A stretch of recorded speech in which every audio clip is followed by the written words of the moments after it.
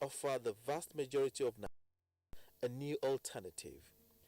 Chief Executive Officer of the Nigerian Stock Exchange, Oscar Onyema, says a sovereign green bond represents a new stage in development of Nigerian capital markets and opens the way for further corporate issuance and international investment. Nigeria's first green bond issuance will be the first ever sovereign issuance in an emerging market. Meanwhile, the current rebound by the naira against the dollar has continued to generate mixed reaction amongst business stakeholders across the country. While for the consumers, it is a welcome development, for some traders, it calls for careful realignment. There are many traders who imported goods based on 520 naira per dollar. These goods, some of them are on the ship, some of them are in the warehouses, some of them are in the market stores, and the dollar has gone down. It means that on individual levels, there's going to be serious implications on their pockets. At the level of the economy, it means also that there is going to be some squabbles in the economy in terms of redistribution of goods and services. However, to the consumers, it is going to be thumbs up. The federal government has continued to be applauded for the deliberate efforts in easing the hardship emerging from soaring commodity prices. And for the latest closing figures on the floor of Nigerian Stock Exchange, here is a graphic summary.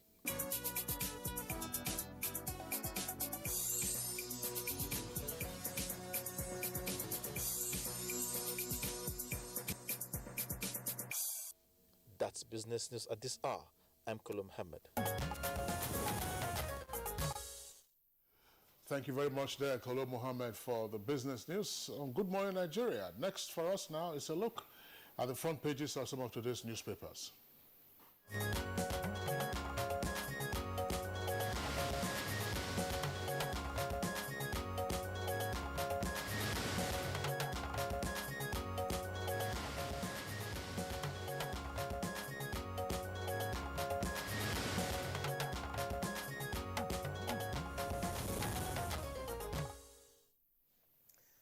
Time to, of course, take a look at the newspapers, but not before I introduce our reviewer, Bayat Toibu, who is already in the house. Bayat, good morning. Good morning, Clay.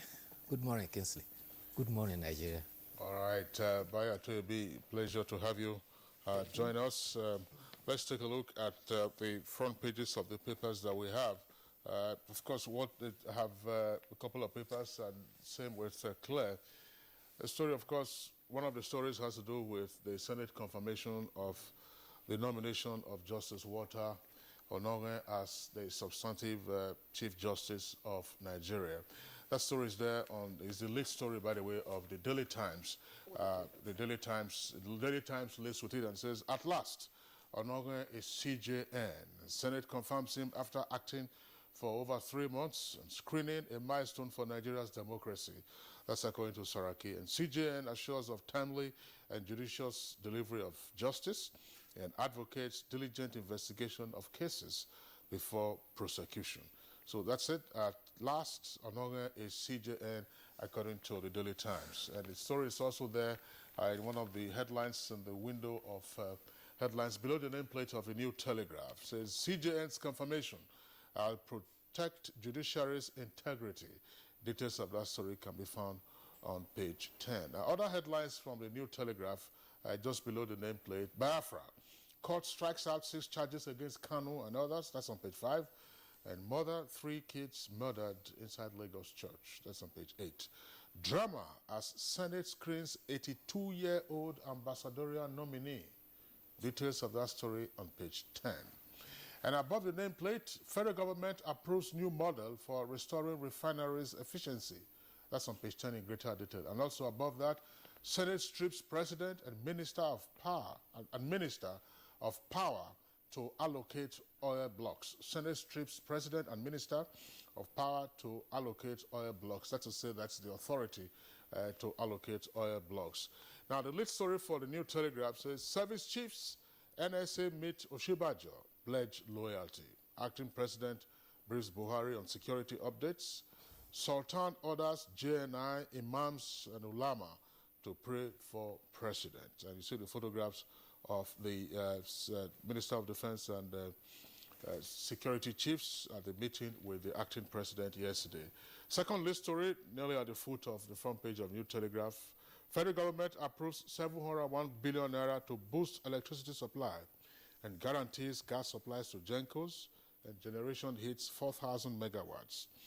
And that's on page 6 in greater detail. And on page 7, it says obesity could cause 11 different types of cancer.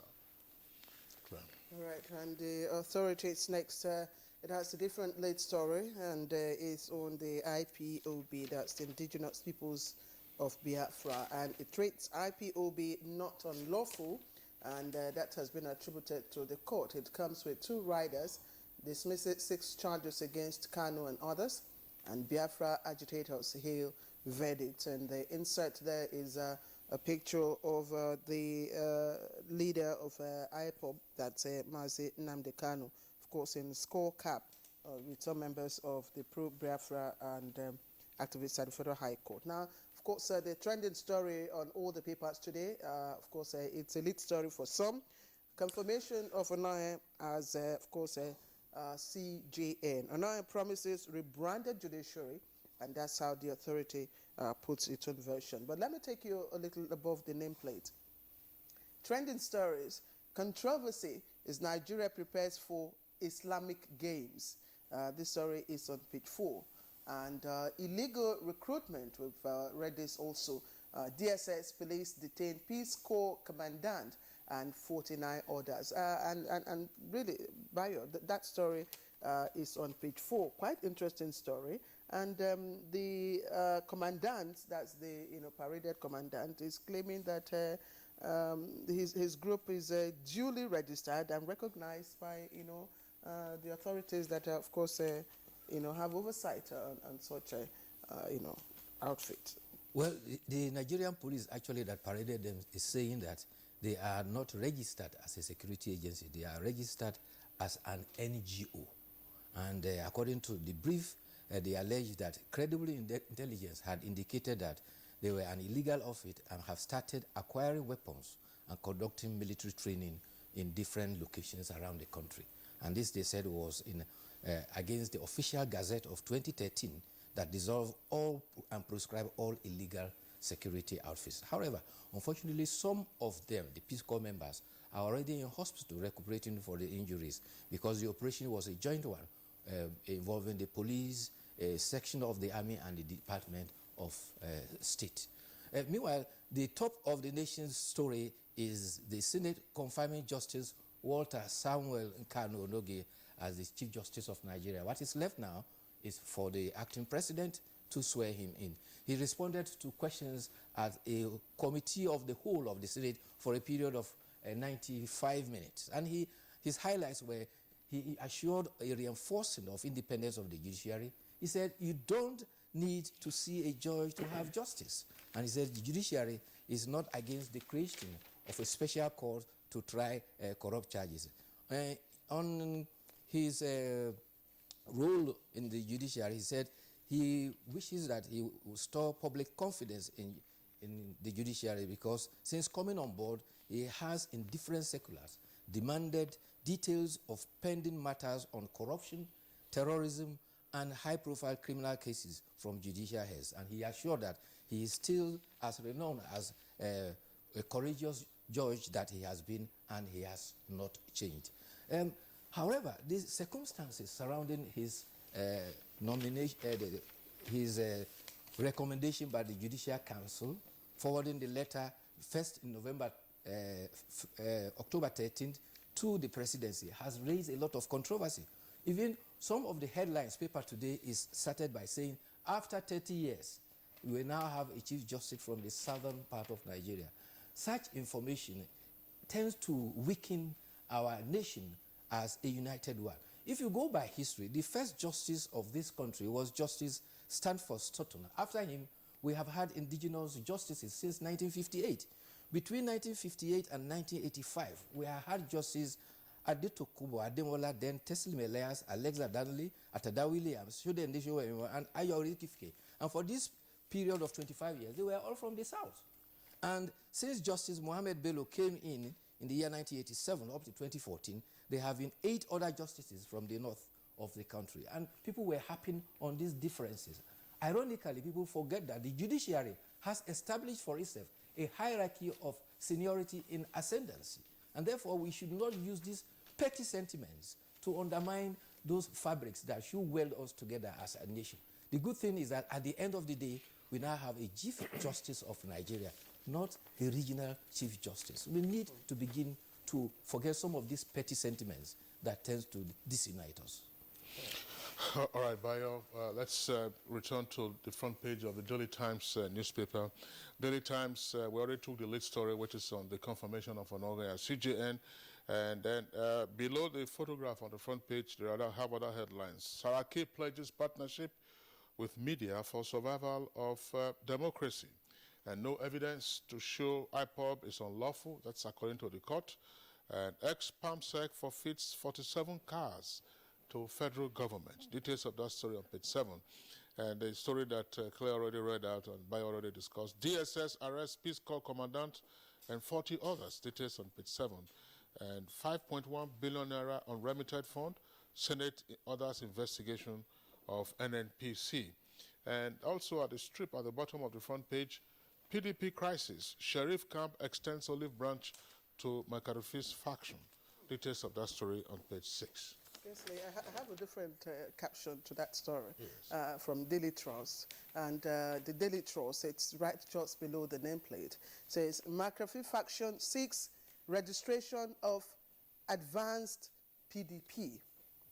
That story is on page 34. Now, that's contrary to what Kingsley has just read. Our other stories there, of course, we have read out from the other paper, the confirmation of Anohe as CJN. Now, the lead story on the front page of the Daily Trust is Auditor General uncovers 2 billion naira fraud in National Assembly. And, of course, it said it's shrouded in the National Assembly's expenditure. And this is a story according to Daily Trust. Oshibajo chairs Security Council meeting to brief Buhari. And there you see the insert there is the picture story of the acting president, Yemi Oshibajo, Minister of Defense, and of course others at the security meeting at the State House in Abuja. That was yesterday. The story continues on page 7.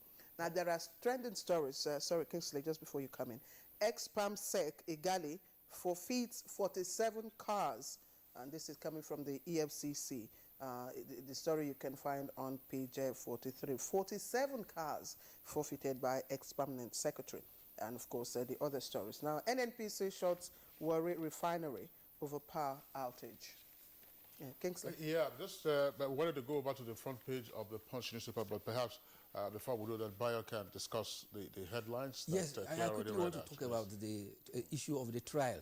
The Federal High Court in Abuja has stricken out 6 of the 11 count of charges preferred against Nnamdi Kanu and 3 others. However, the same court upheld 5 charges, and the 5 charges are: 1, conspiracy to commit treasonable felony; secondly, treasonable felony; and thirdly, publication of defamatory matter; and fourthly, importation of goods contrary to Custom and Excise Act. The 5th charge is illegal possession of firearms. The actual trial is to commence on 20th of March and 21st. Meanwhile, the acting president has clarified that the National Security Council meeting he presided over is a routine engagement of a regular briefing. He says it is the idea of the president, and because the president, being a process man, he instituted that, and that has become very germane because of the challenges we are having, like issues of kidnapping. And that is why he said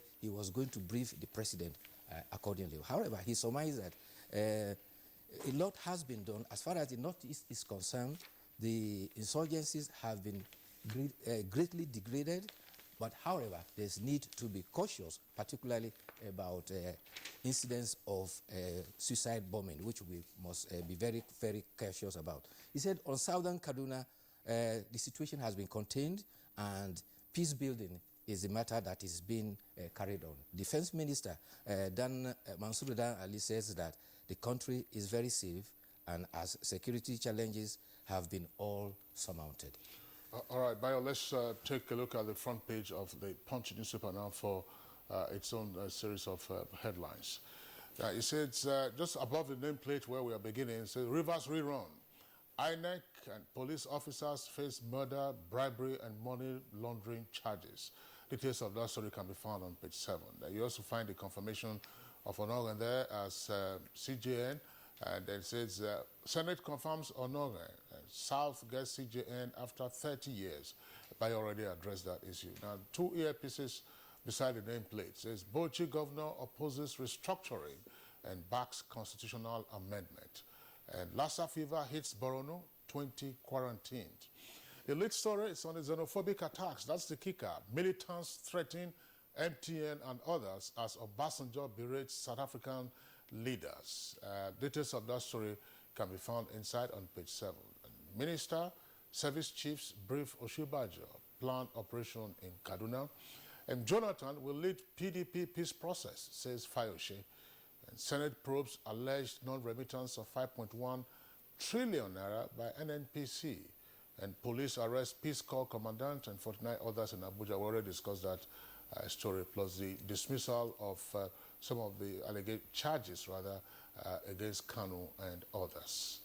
Bayo. Yes, there is this interesting story. Sexual harassment at Ibrahim Babangida University, Lapai.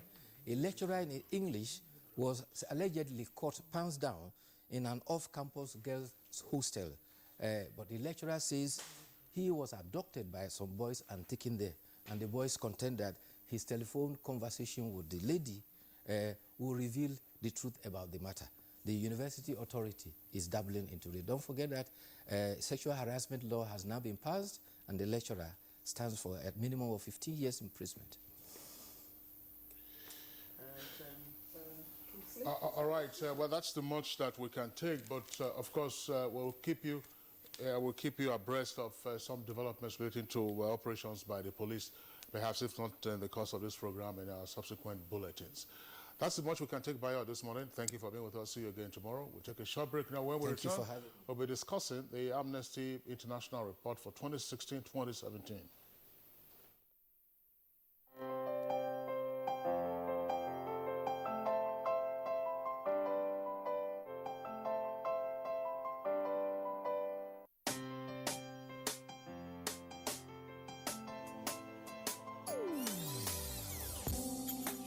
Call of change, stand up, Nigeria. Change is here and it's going to stay. Change begins with you. Oh yeah, make we go. So let the change begin from within. Look at you, Ogerula. Change begins with you and me. Change begins with me. Change begins with me. Change begins with me. Remi Abere is no ordinary woman. She's an angel to the millions of people who have been displaced and are living in substandard camps throughout Nigeria. We catch up with Remi to find out how her summit attempt went. And you never know when tragedy could strike. We were 4 in the car. I think he must have got scared or something. And that's all I could remember.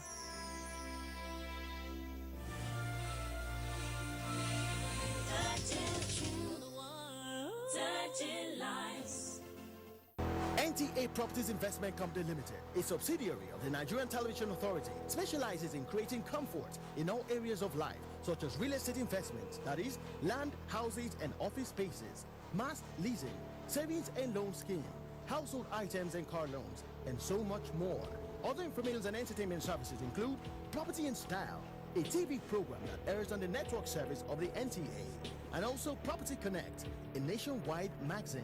Our priority is to bridge poverty gaps and sustain quality welfare of our clients. Partner with us and watch us help you grow.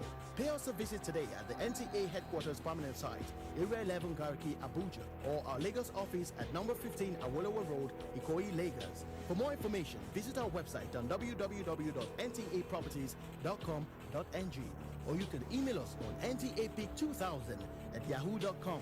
Call us on 080-2316-3474 or 080-6939-5185 or 070-3189-0555. NTA Properties Investment Company Limited. The much needed help at your doorstep. All right, you're welcome back. But if you just joined us, it's Good Morning Nigeria. We are reaching you live on the network service of the Nigerian Television Authority. A moment ago, while we were signing off by Atoebe during the newspaper review segment, we did indicate that the police authorities had some information which we'd like to share with you now. It's breaking news. The police indicate that in the early hours of this morning, that's about 6 hours ago, they killed Henry Chibueze, also known as Vampire. According to the police, he was a notorious kidnapping kingpin, and he recently escaped from the custody of prison warders in the court in Owerri. Now, the police spokesman, Jimoh Ibrahim, says Vampire was killed at about 1 a.m., as I indicated this morning, somewhere in Ikwere local government area of Rivers State. And this was during a gun battle with police special forces. 5 members of the gang were arrested and are now in police custody. Once again, to indicate that the police authorities are saying that, that's Jimoh Moshood, police spokesperson, not Jimoh Ibrahim, police spokesperson Jimoh Moshood, indicating that the police authorities killed Vampire, that's his nickname, who recently escaped from the custody of prison warders in a court in Owerri. According to the police authorities, 5 other gang members were arrested. So that's it. We'll continue to give you updates, Claire, with regard to the story that the police authorities have just released. Of course, and like we said, this is Good Morning Nigeria, and this morning we are discussing the Amnesty International's 2016-2017 report on Nigeria's human rights status. And let's take this background out from Omotola.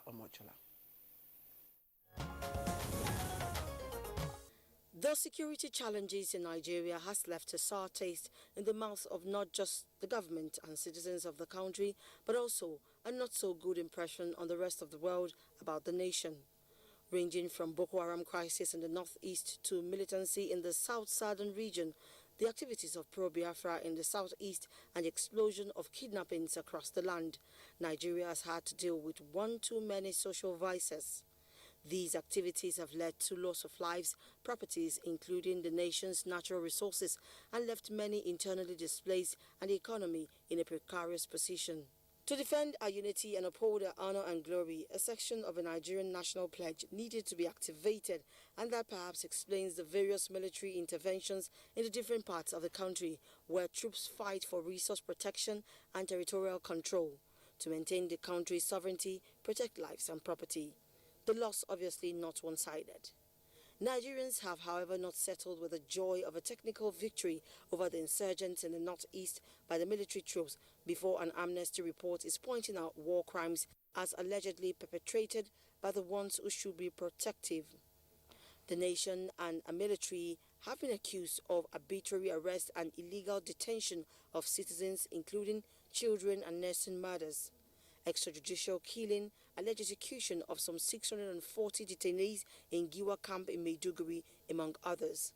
The international organization also cited the killing of some 150 protesters in the southeast, oil spill in the south-south, corporate accountability among human rights abuses cutting across the freedom of expression and inhibition of expression of sexual preference. The military has, however, referred to the allegation as malicious, even as a section of a civil society described it as a conspiracy to undermine the nation. This sentiment is shared by a majority of Nigerians who are happy with the military performance, which not only restored confidence in the land, but also make many to believe in the nation once again.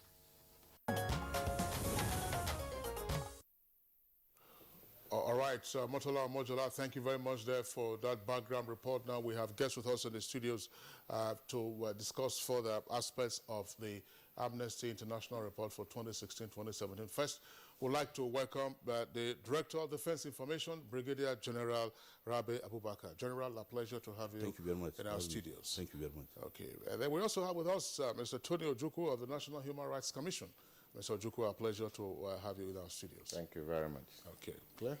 All right, let's quickly start. We have a third guest, but we will introduce him to you as soon as, of course, we sort out one or two things. And then let's start with Mr. Ojukwu, of course, of the National Human Rights Commission. Mr. Ojukwu, we would just like you to quickly evaluate our human rights status, as regards 2016-2017.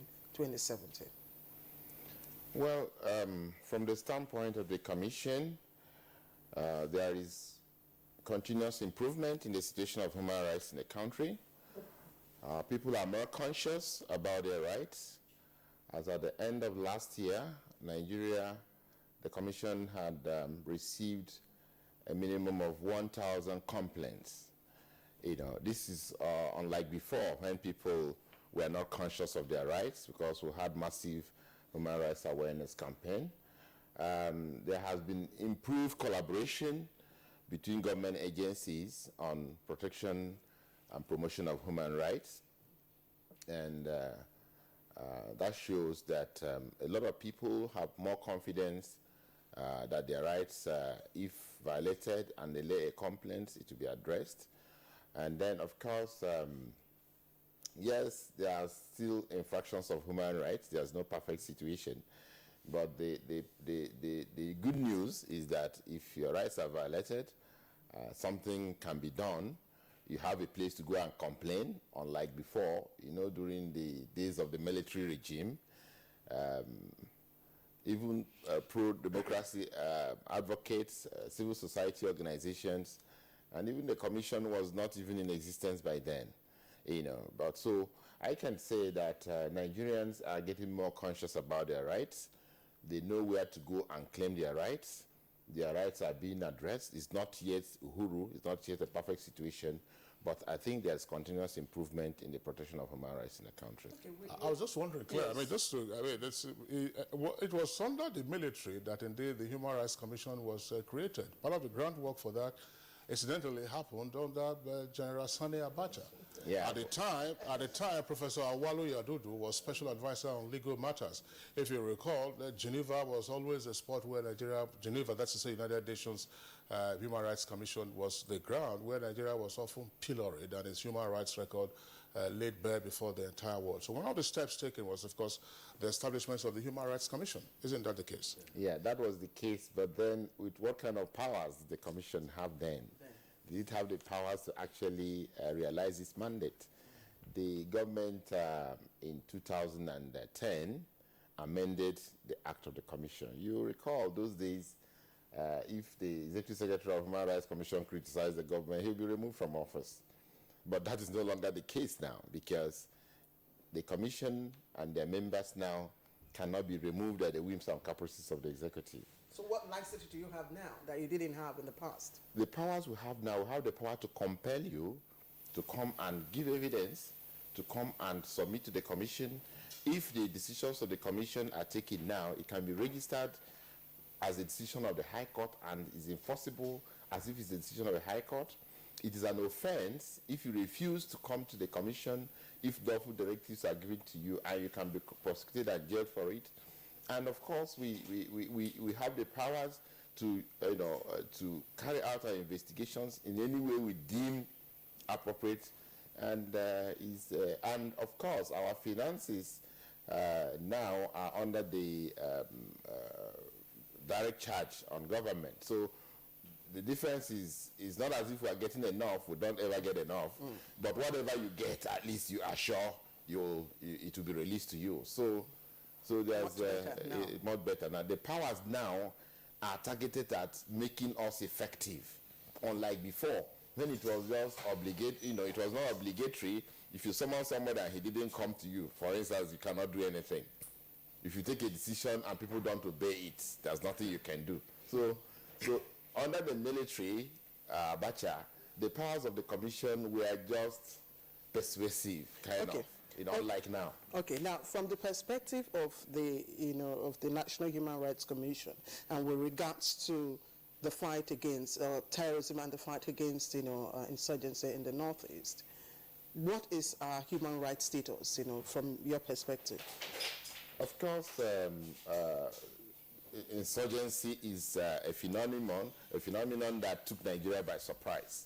Nobody prepared for it. We have never been used to it. So you will appreciate that immediately it took us like a storm. Everybody started running helter-skelter to see how can we implement this project with the collateral damages associated to it in such a way that human rights will not be a victim. So immediately this happened. Of course, there were complaints of human rights violations in the Northeast. We have a project, the National Human Rights Commission had a project on monitoring of human rights violations in the hitherto three emergency states. And when such violations are identified, we take steps to redress them. Of course, the IDP camps is another area where human rights violations are likely to be violated. The General Monitoring of Human Rights, we had a program with the UNDP, which was to monitor the general situation of human rights in the Northeast. We have published a report on that. Now, we also monitor the IDP camps with the Office of United Nations High Commissioner for Refugees. And the idea is to make sure that IDPs that are vulnerable, of course, they are vulnerable people, that their rights are protected while they're in the camps, that basic humanitarian assistance is also given to them. So we work with NEMA on that, we work with the Refugee Commission on that, and of course the Office of the United Nations High Commissioner for Refugees. And right now, the Commission is also partnering with the Nigerian Army in a project which is funded by the EU to promote human rights accountability in the Northeast. That project is targeted at the human rights violations that the people of the Northeast are complaining that either the military or the civilian JTF have committed. We want to partner with the military on that, train them on the basic human rights that should be used in counterinsurgency operations. After training them, we agree with them to look at their code of conduct and rules of engagement to see how human rights can be mainstreamed into them. Now, after that, of course, the issue of accountability comes in, because if you have been equipped with the basic knowledge on how to mainstream human rights into your work, that now makes accountability very viable. And we intend to work with the Nigerian Army closely on this. We are moving to the Northeast states from the 6th. We are visiting Borno, Adamawa, and Yobe to discuss with the military high command in those areas. We are also discussing with the Nigerian Bar Association. We have an MOU with the Nigerian Bar Association that will help to deal with cases that could possibly arise from this.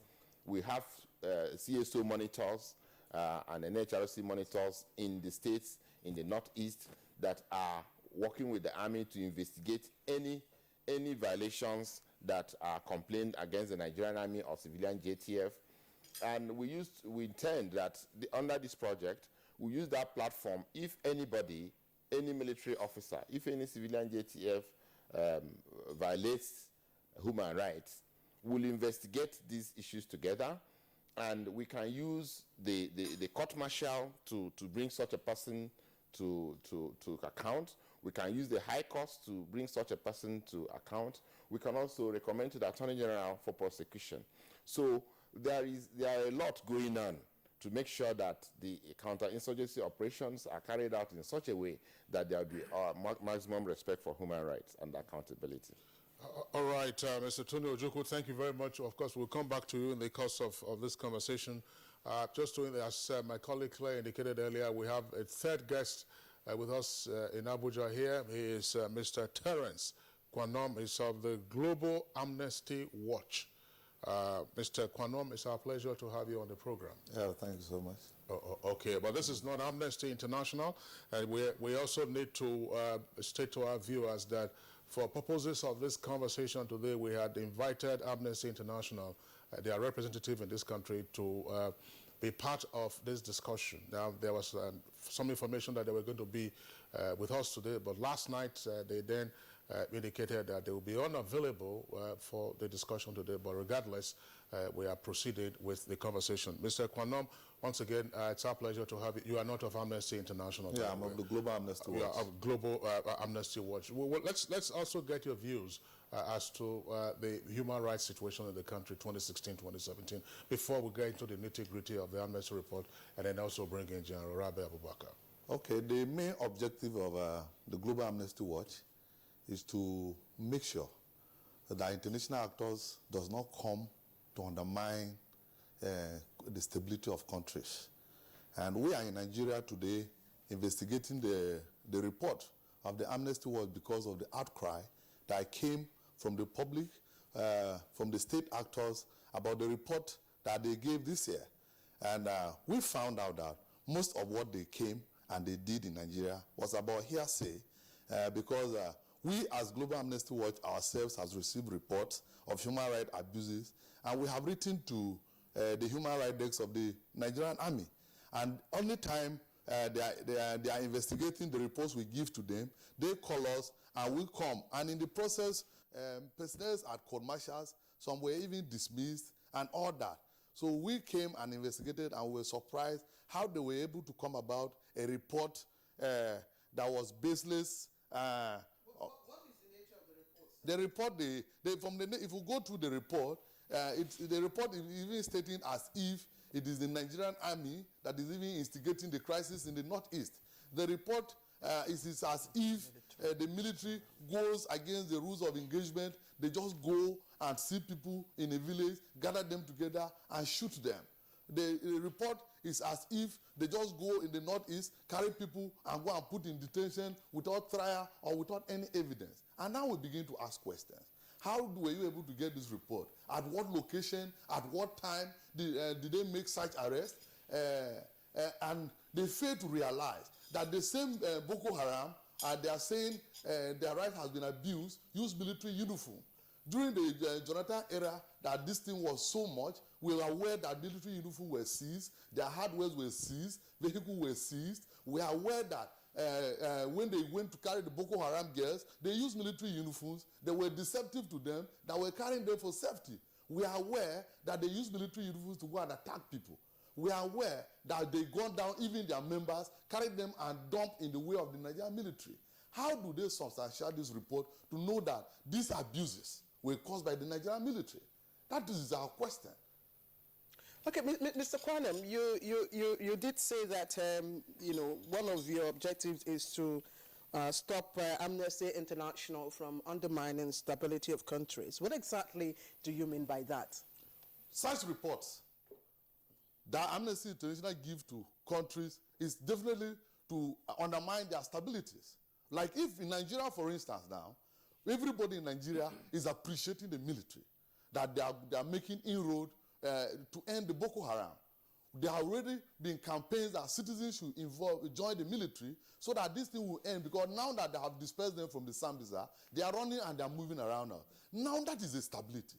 The country has been successfully accepted and applauded the defeat of Boko Haram by the Nigerian army. Citizens are joining the Nigerian military to be able to end this cause. Now you bring up the report. This will bring instability because people will start raising doubts again. If you tell people now to go to the crisis area, they will be raising doubts because from the report, it's as if all that is going on in the Northeast is human rights abuses. So obviously, even if you are an international organization, you want to go there and assist people in the camps, you might be afraid that if the military comes across you, they might hold you in the process of coming to gather people for arrest or killing them. This will bring a lot of instability and the kind of confidence that have been restored in the Northeast. Well, Mr. Kwanon, we will discuss the motives or aspects of some of these international reports subsequently in the course of this bulletin. But let's bring in General Rabi Abubakar now. He is Director of Defense Information. Of course, he speaks for the. Well, he doesn't want us to confirm him yet. He says acting. I think we don't have too many acting persons now. The CJ, we have a new CJ and a new CJ designate, but EFCC is still acting. But you are acting Director of Defense Information, of course, a one-star general. Because General Rabi Abubakar, this is a very serious issue that we are discussing. Tony Ojukwu of the Human Rights Commission has given his own perspectives, matters that have been handled. In the course of our bulletin, as well as in various news accounts, the military has rebutted aspects of the Amnesty International report. But this would appear, to be a regular affair. From time to time, the Amnesty International comes up with its reports alleging gross violation of human rights in the course of its counter-insurgency campaign. What exactly is the perspective of the Nigerian military to these accounts? Is it the case that, your men and officers are running riot, over the Northeast? Well, thank you very much. The Armed Forces of Nigeria is mandated through the relevant, chapters of the Constitution that it must be seen maintaining law and order in relation to, in aid of civil authority. And military all over the world, is there to ensure that the territorial integrity, the lives and property of the citizens and those who are domiciled here are adequately protected. And what we do is not in aberration of the Constitution and constitutional provision. We are into the Northeast, which is not a conventional law. It is something asymmetric. And asymmetric nature of conflicts has come with its own problems. One of which is you can't even find the enemy you are fighting with. And these are people who you don't know them. And you must be seen adopting a very unique tactics and operations to ensure that you suppress them, mindful of, quote and unquote, the human right and the dignity of individual. We are in the course of these operations, we are very much mindful of the human rights and the relevant conventions of the United Nations and charters. So we are operating within that limit.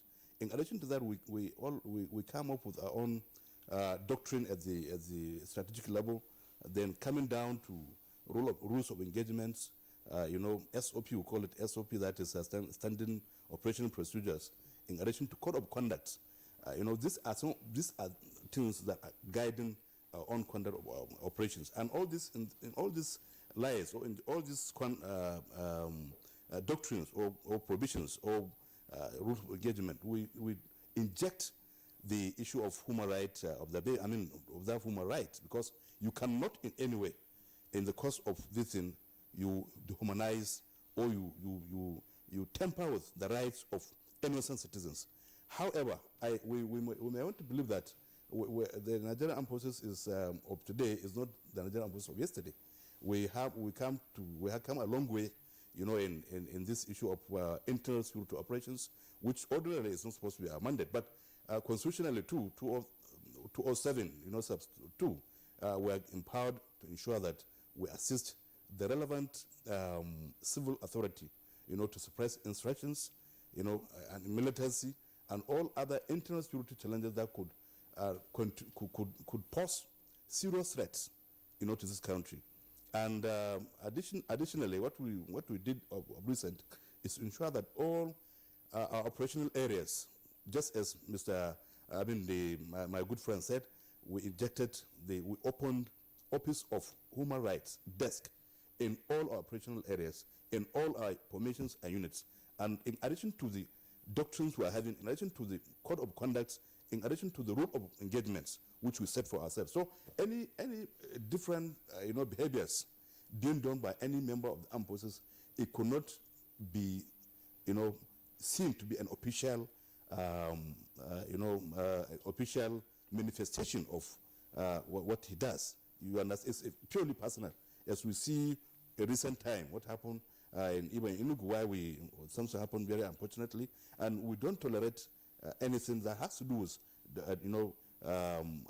affecting or anything to do with, demonizing or affecting the human rights of our citizens and not of you. So we are very much mindful of all these things. And however, we may not rule out some isolated cases, which is most times individual behavioral exhibitions, not official conduct, which is expected by military personnel wherever he is, either in front line or in other peacekeeping operations within the country or outside. We have that, and we have an internal disciplinary mechanism that we applied in any situations where any personnel violate this issue of set conducts for our military. So we don't tolerate it officially, and if it comes, we deal with the case as enshrined in our internal disciplinary mechanism. Okay, at what stage, based on the SOP that you operate, so at what volume or magnitude would such isolated cases of infractions would you consider to be human rights? Would you label as an abuse, human rights abuse? No, yes. Well, most times is individual exuberance. You understand? Which, if you gather, millions of people in one place, definitely you should expect them to behave, distinctly, differently, even when there is law that or laws. I asked this question because according to the Amnesty International's report, it cites activities of the Nigerian military in different parts of, I'm coming to that. You see, what is a report? A report is a compendium of various facts and figures, having heard from both sides. You understand? It's only when you heard from both sides that you can be able to establish a coherent and acceptable report that could be used either domestically or internationally. But in the case of the Amnesty International, their report is one-sided, and their report is not different from the reports they have been releasing in the previous times. They claim to have used viewed hundreds of videos, eyewitnesses. Have you subjected these sources to further investigation? Probably, like you said, in previous interviews you've granted, forensic investigation to confirm its authenticity. Yeah, we do. We do. And most unfortunately is this. You see, when you are doing this kind of, was the person or persons there? And if they had, from who did they gather all the information? They said they had from the relatives of the victims. Ordinarily, under normal circumstances, when you come to ask me about myself or something to do with me, I will give a positive scenario. You understand? They would have gone extra mile, and most significant, why should even the military go ahead and kill harmless, human beings, hundreds of people?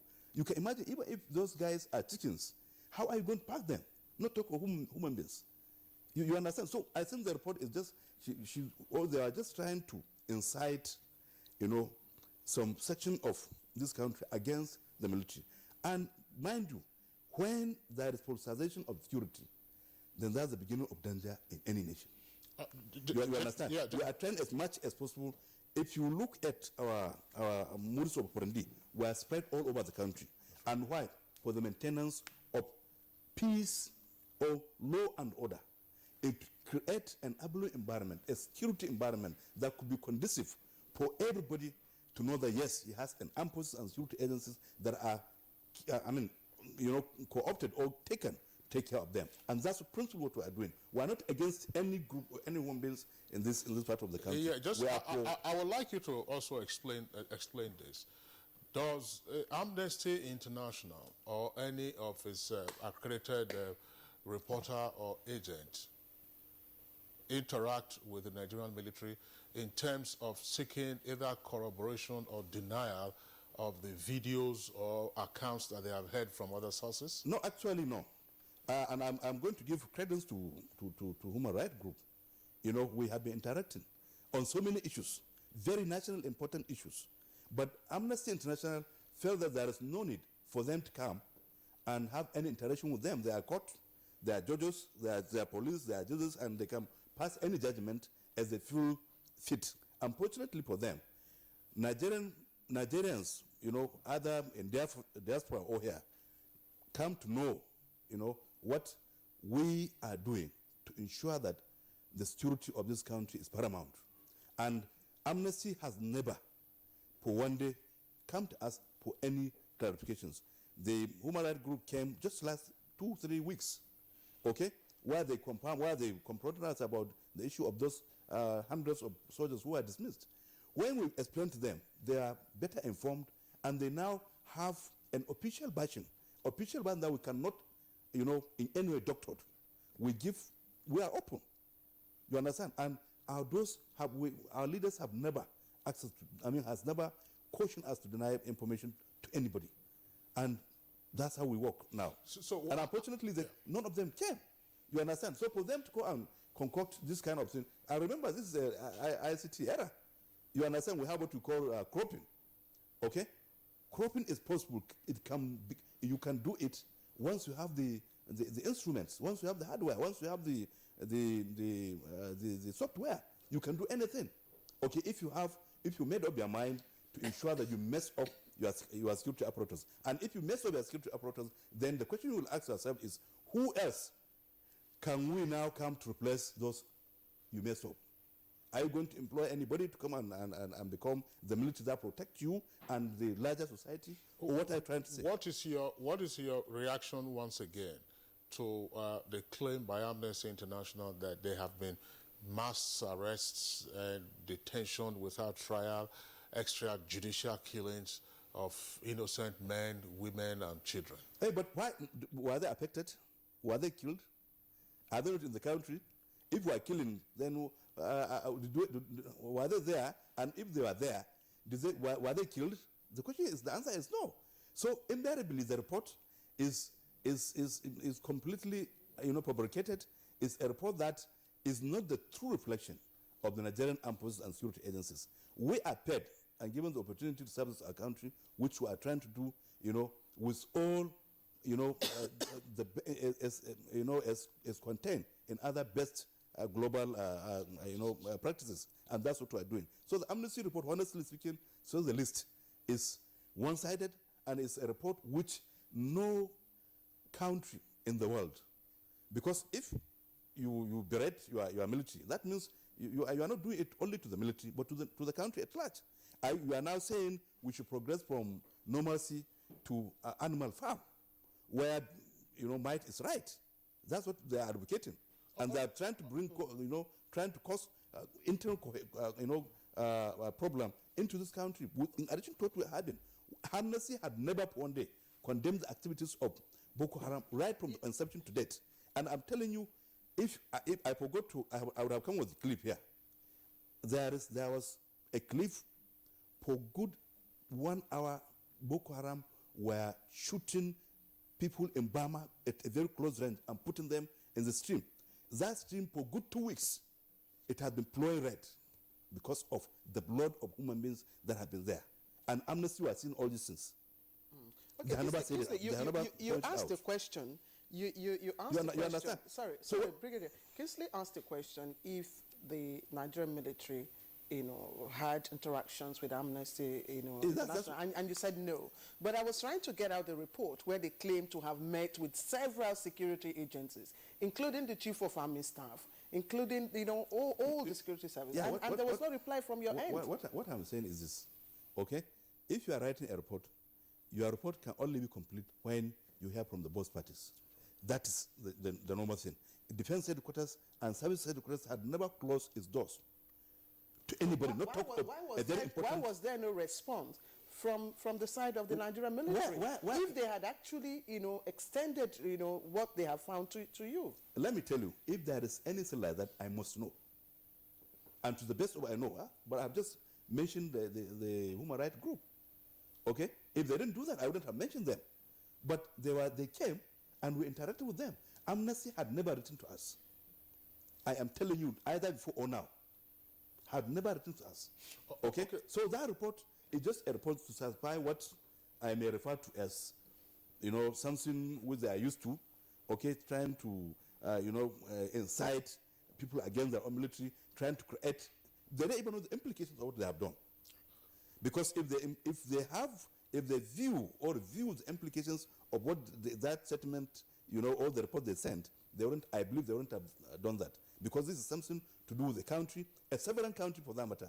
And in any case, international organizations have three opportunities which they must observe. One of which is neutrality. Okay? You don't involve in local politics. You don't take side. You don't, trying to bring down the sovereignty of a nation. And most importantly, you must be seen, collaborating. And in all these five I mentioned, Amnesty had done none of this. The only thing they did was to go and write that report, which we rejected in its entirety. Well, Brigadier General Rabi Abubakar, we'll come back to you. Mr. Tony Ojukwu, let's take a look at this again. Now, Amnesty has its own report. Human Rights Commission, of course, has, from what you indicated, its own role and activities of engagement and so on and so forth. Is there a sense in which the accounts by Amnesty International will come into tension with the findings of the Human Rights Commission? Yeah. And then, as a corollary, what do you know about the mechanism or the methodology of the compilation of such Amnesty reports? Well, in the first place,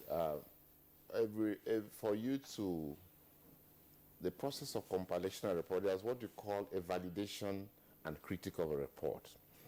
What it means is that when you finish a draft report, before you can publish that report, you need to engage the necessary stakeholders who are also part of the compilation of the report, or who have some knowledge about the area of the compilation, to scrutinize the facts that are going to be released in that report, so that when that report is released, you can say, yes, this report has satisfied all the necessary ingredients to become factual, and researchers and everybody can use them as factual situations.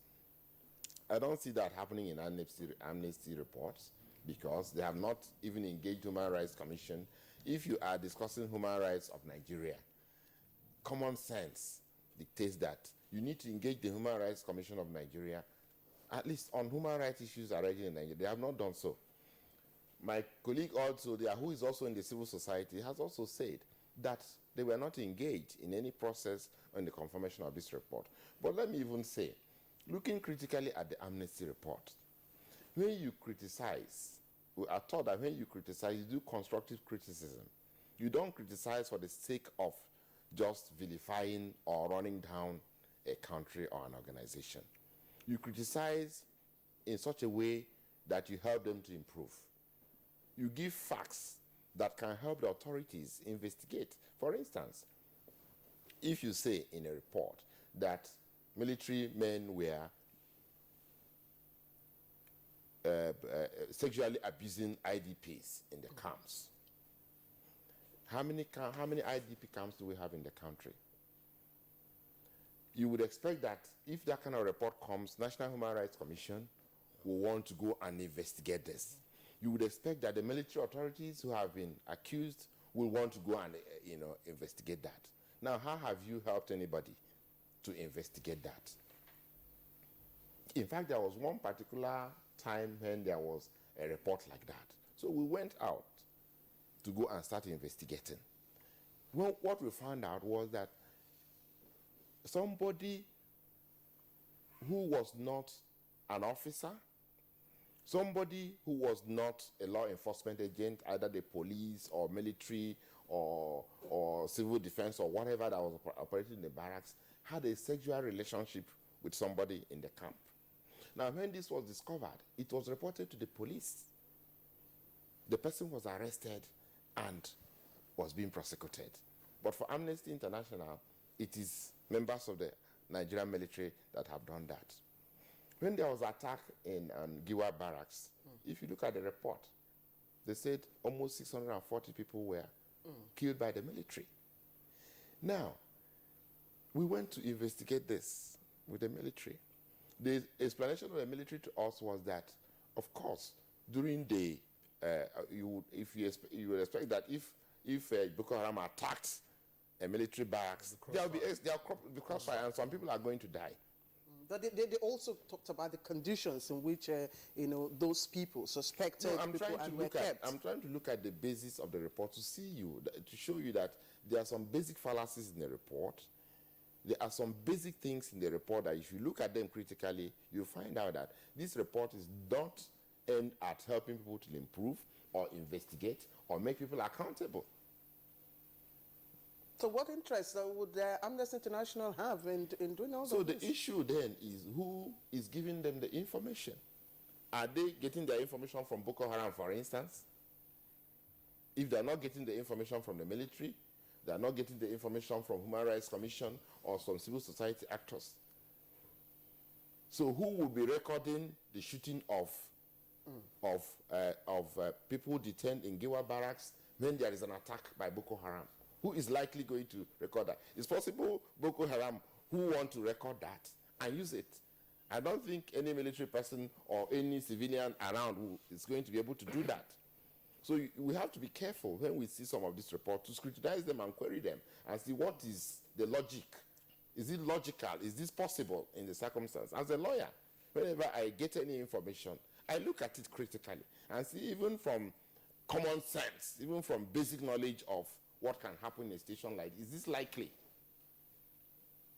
But I'm wondering, in terms of, I don't want to use the word prestige, for want of a better word. Whenever Amnesty International issues this report, I mean, it gains almost global publicity. Why, do stakeholders often seem, to gobble up whatever Amnesty International reports? Because people don't query things. People just, if you put anything on the newspaper now, and it is negative, people are excited. In fact, the headlines don't go far if there are positive things. If CNN is reporting negative things, people are more interested. So it's a natural human instinct. But for us in investigation and monitoring and research place, we need to query certain things because we don't accept things hook, line, and sinker. They must be verified. They must be verifiable. If you want the facts you are pushing out, Amnesty must have a way to make things they are reporting verifiable. Otherwise, it's not scientific. Otherwise, it cannot stand the test of any research questioning. That is the issue. Okay, Mr. Terence Kwanom of the Global Amnesty Watch. Once again, earlier you were talking about some of the things that you had observed or your NGO had observed along with other monitors of human rights situations, and you were querying the basis and the motive of Amnesty International in its latest account. Would like to speak more as to what Mr. Ojukwu was talking about a moment ago? Yeah. If we look at that report, and you look at the previous report they have given, we from the Global Amnesty Watch, what we are even more worried now is the sponsorship that is bringing up that. Let's be very open about this. Because the military have been able to take over our capital territory from the insurgents, obviously the people that were sponsoring these people against us have resorted to Amnesty International to be using it to destabilize the military. Because if we look at that report, there is no basis at all. Because they are all tailored. If we look at this report, from the Boko Haram insurgents to the IPOB report they have published, these are tailored reports. And they have skipped very sensitive things that no country, no sovereign nation will be able to condone. 80 people gathered in the village, shot recorded and sent a video. If you ask Amnesty International, produce a certain video that have claimed they have gotten their information from, they have never. We've been challenging Amnesty International for years to bring their videos. Amnesty International at the point made the GOC of 7th Division to be dismissed from the military. And when the man was being tried and they asked for evidence, there was no evidence. The man is reinstated back into the military. Go to the issue of IPOP. They say that they went to Abba. People were praying, and the next thing, they shot them. Where is the video? There is no evidence. They went to Onitsha. They said that people were celebrating the independence of Biafra. They said they came and shot and killed IPOP. They didn't tell us that 2 police officers that were monitoring that protest were killed. They didn't tell us that 2 police officers were thrown into the River Niger. They didn't tell us that a military man was killed. All they told us was that IPOP members were killed. All these things, if you put them together, you begin to wonder who is sponsoring these people to run this country down. Because as long as from our investigation, we have discovered that there is zero tolerance in human rights abuses in what is happening with the military operations. We have monitored them closely. We have our clips. We have visited the defense headquarters. We have visited the theater command of Officer Rafi Adole. We have visited the government of Borno. We have been to Goza. We have been to Biu. We have been to Bama. We even coordinated with the National Coalition Against Terrorism. They did it right when Sambisa was captured. We went there. We heard the views of the civilians and the security personnel. So if you look at these reports critically and the claims they make, they have no basis at all. And then it's coming from sponsorship. And we from the Global Amnesty World are part of the things we advise from sponsorship from state actors because they can make you to tailor your reports. What do you know with regard to the sources of the information that normally would be compiled into a report? How do they get their information? Do you have? How do they? What methods do they use? You know why we believe that this is tailored? This is the social media era, and if truly I'm in this studio now and the scene is happening, I don't need you or I don't need anybody to go and have one special clip to give a report. All of us here, coincidentally, we might have our own visions of recording. It is not the matter of Amnesty alone having records of attacks. And like I told you earlier, most of these attacks, if you look at the report, they are stage managed. Somebody planned to come and do a certain operation and record it and go and blackmail somebody.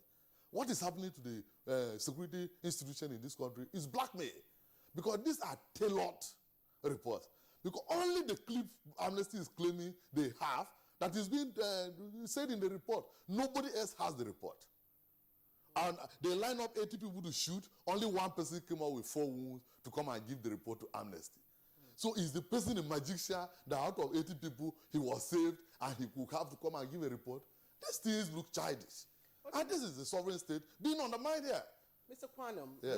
we have all, either condemned the report in its entirety or we are saying it is loop-sided. But I'm wondering, in a state of war such as that we have in the Northeast and other parts of the country, is it possible to have a perfect situation, a situation where all human rights will be respected? Yes. From what we saw, let me tell you, this war has been running for about 6 years. I am discussing this report based on when 2 years ago, when this new leadership of the military came. I never investigated the military when outside the leadership of General Buratai, but I started investigating the issue of the military during the leadership of General Buratai.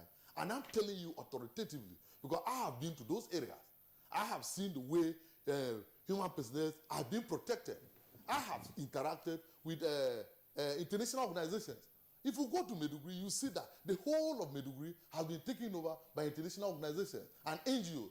They are there moving freely. If human rights abuses are going on in war situations, you only see Red Cross around war situations because you know that both sides are protected.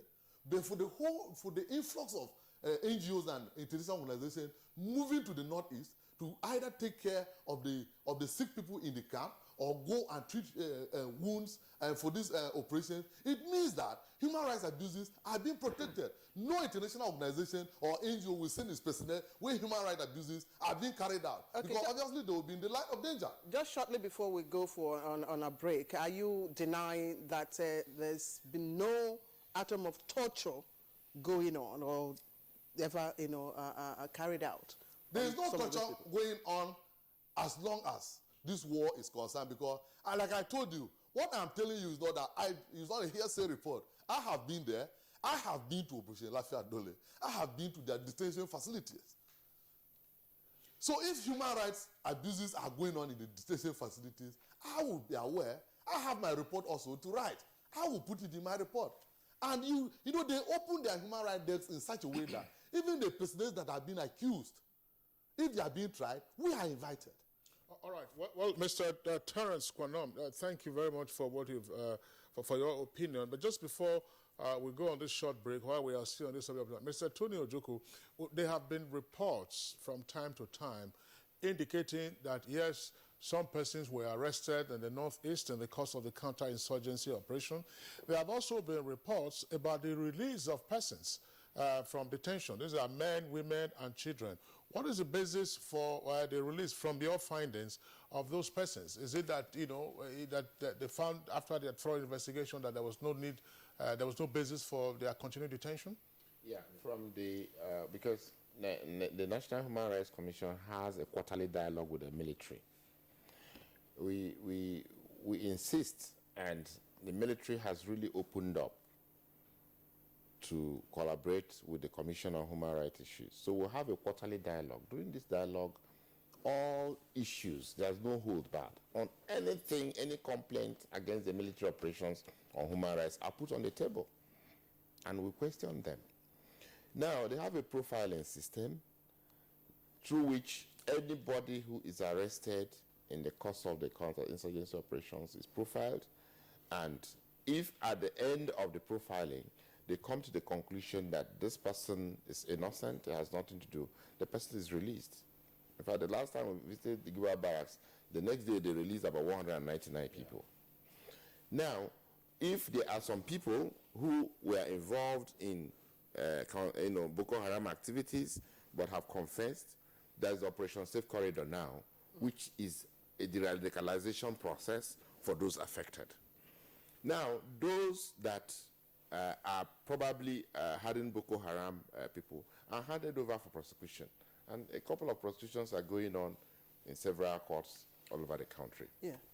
Amnesty did refer to profiling. Now, is profiling a crime? Is it a human rights abuse? No. As a method? Now, we are in a war situation. We are in a war situation. With the Boko Haram insurgency, for instance, I was looking at the report, and they were saying that people were being arrested indiscriminately.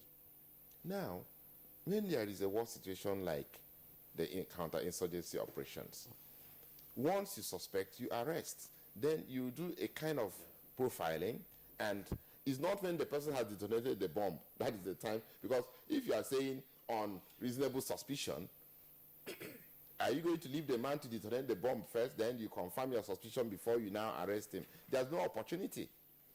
So you must take a proactive step to be ahead, one step ahead, to be able to contain a terrorist attack.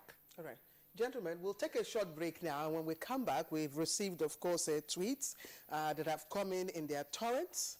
You can see. We'll take those tweets when we return. Don't allow this thing to disgrace me. It started with a race over nothing and something. Soon, the race became an issue. But what issue is an issue when the reason for the issue is not an issue?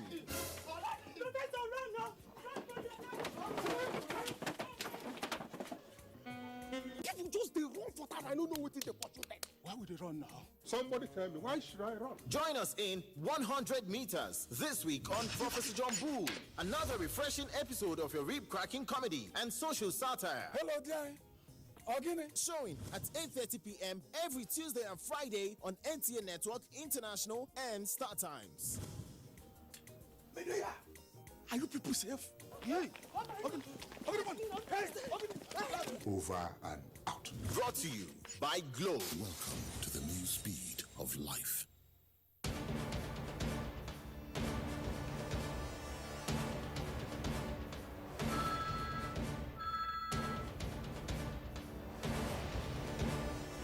Okay, sir. You may now go in for your interview. Thank you. Ah, my shoe.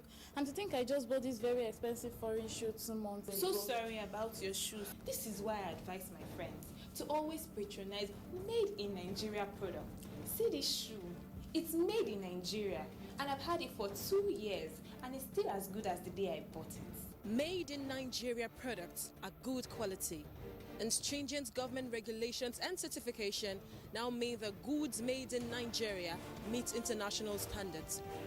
Make the patriotic choice today. Buy right. Buy Made in Nigeria. This is a public service announcement brought to you by NTA.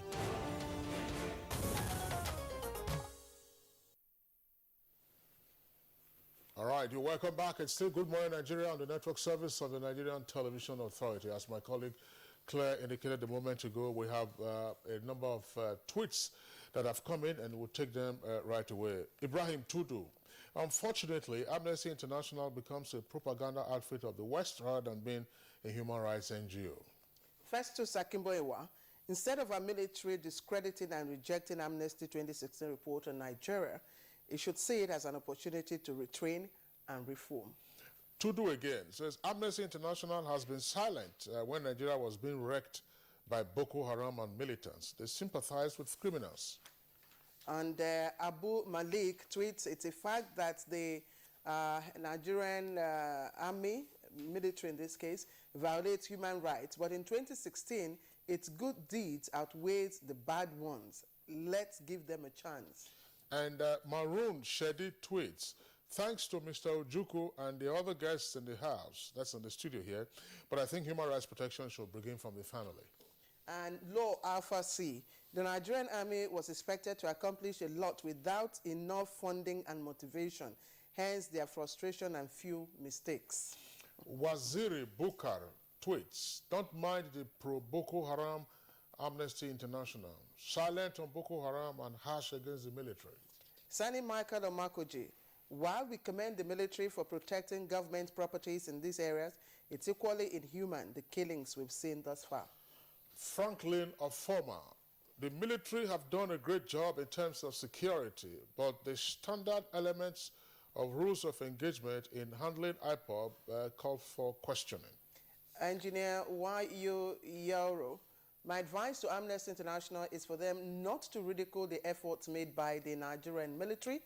They should show some professionalism in their conduct. Frankly, our former continues. Brigadier, that's Brigadier General Rabi Abubakar, can you tell Nigerians what happens to our rules of engagement when handling peaceful protests across the country?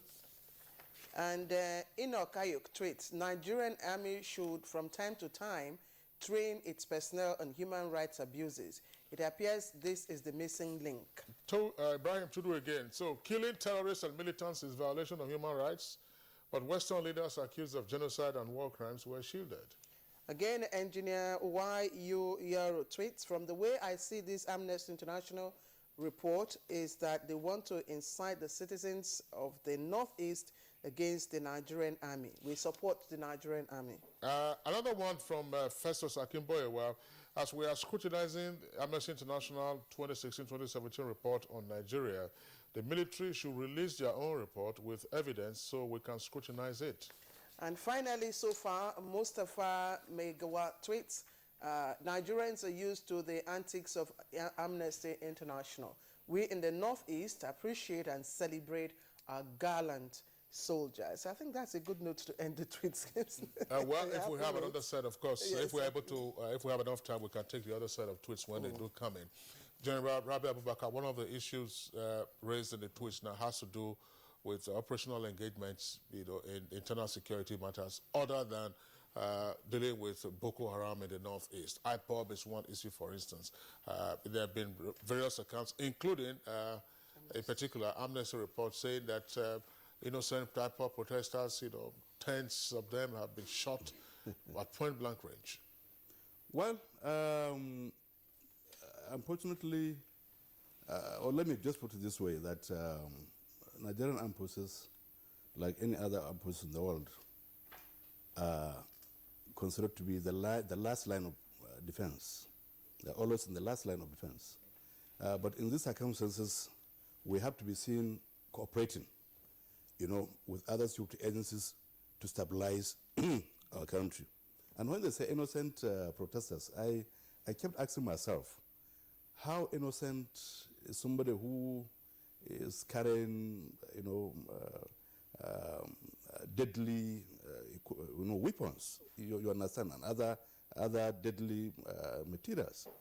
So what I'm trying to say is, Nigerian armed forces and other security agencies will not in any way, okay? We have a doctrine, we have, rules of engagement which will always guide us to do or to conduct or to carry out our operations anywhere, either conventionally or asymmetrically, or as the case may be, in inter-security situations. And the IPOB issue he raised, I don't want to go into that because we are one nation, okay? To start with, why should groups or somebody destroy his own house because of anything? Why should somebody why should a citizen not to, go on peacefully, and act in such a manner that will portray the country in a very good light? Why must you form yourself, as a belligerent against the system, against a constituted authority? Why should you even do that? So this are some of the things which we are even asking. The issue of saying that I was in Port Harcourt sometime last 2 weeks when the IPOP and some other group were protesting, okay? For good 6 hours they spent doing that. There was no single shot fired, either from the army or from the police. You understand? Because of obvious reasons. We are in any inter-security operations, there is what we refer to as minimum use, or minimum use of force, and that's what has been guiding our operation internally. So the following day they said about 20 people, IPO members, were killed. I was just laughing. So what I'm trying to say is, we should not in any way politicize the issue of security. This is our nation, this is our country, and the better we start thinking nationally, the better for us. These divisive tendencies which could not take us anywhere. And the military and other security agents must ensure that this country remains a strong united nation, and free from all myriad of security challenges. And that is our strategic, objective of doing whatever we do. Whatever we do, we are doing it for the national interest of this country. But accusations or sharing of blame that you have done this, you have done that, I think is untimely. It's not the best for now. We are not in any way taking or killing anybody, as they alleged. We are there to ensure that there is security and protection of innocent citizens, because it's not everybody that is a IPO member. Okay. You understand? So there must be that we must be seeing, creating that conducive atmosphere for people, innocent people, to carry on with their own businesses unharmed. You understand? And that's what we are doing. Okay. Nothing more than that. Whatever we do is for the national interest and security interest of this nation. Okay, Brigadier General Abubakar, we'll need you to be brief on this, because we're running out of time. And by the way, just to also inform you that we had extended invitation to Amnesty International Group. They had indicated, of course, interest to be part of this conversation. But just late last night, words got back to us that, of course, they turned down the offer. We had expected that they'll be here, but they are not. So now, there was a particular picture that they painted in their report of an IPOB, member, who was arrested by the military in the course of the protest. And he actually had, according to the report, had a phone conversation with the wife, and just before he allegedly was shot by the military. Now, when you do have such, reports from Amnesty, how do you investigate that? It has to do with the phone conversation, which makes investigation much easier. No, you see, let's not bring sentiment into all these issues of security. When we're talking about national security, it supersedes any other things that we should be engaging into. Okay? What could have been the cause of what happened? And remember, this is ICT period. We're in ICT time. Anything can happen. Anybody can do anything to prevent anything, for the purpose best known to him or to realize his own aims and objectives. You understand? We cannot see just one person, okay? It's not in our doctrine to arrest or to kill or to mine. What we do is to ensure that all parts of the country is protected, and that's why we are putting in place all our personnel all over the place to ensure that there is such security of lives and property. So for somebody just to come and say through conversation, which can always be done, can always be dictated, can always be framed off, to say this is what happened, I think is very much unacceptable. And I think it's not something which we should, come here and start talking, because we are not doing what they say we do.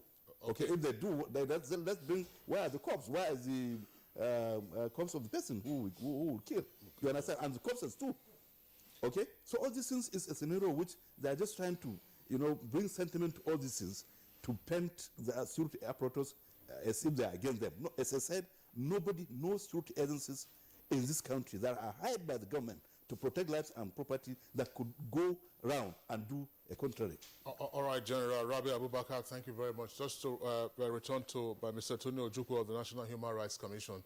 In one of your earlier salvos, you did indicate that over a period of time, perhaps 2016, up to the end of 2016, your commission had received some 1,000 complaints with regard to 1 million. A million. Yeah. A million complaints. I don't know how you process all of those ones, whether you run them through a system. Sorry, a million complaints on account of increased human rights awareness in the country. Now, is the commission also receiving reports with regard to human rights issues on account of the military now being more frequently engaged in internal security matters? And if so, what are the nature of the issues you're raising? Of course, one of the consequences of the military involvement in civil operations is that there is more friction, because if the military was only restricted to the northeast, the military is almost in almost more than 2/3 of the states. There's either Boko Haram in one side, there's kidnapping in one side, there's militancy in the other side. There is, and so that means the military is in constant interaction and tension with the people. So it will also reflect in the number of complaints that will come, the number of violations that will come, and so on and so forth. Now, the culture of human rights we want to project is a situation where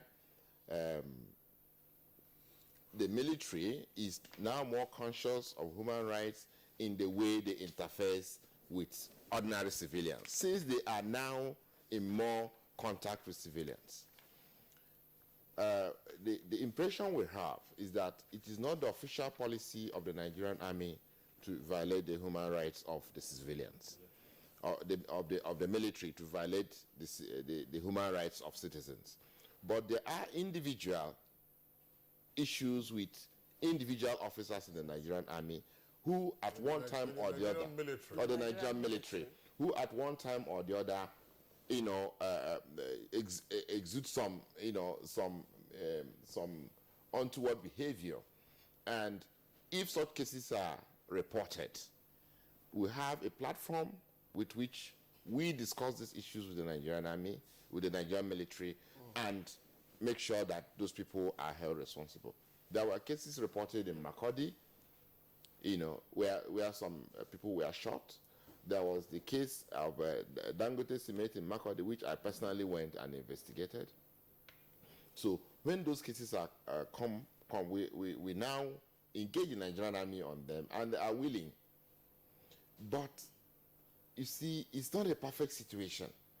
Like this issue of engagement of people who are protesting, I would want to look forward to a situation where we totally leave the military regime, where every form of protest or assembly is seen as attack on government.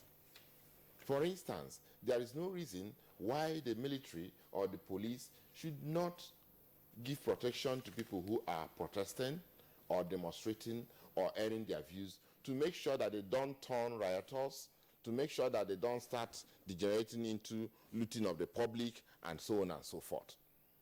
We look at demonstrations in other parts of the country like United States and Europe. You will never see this kind of situation that degenerates here.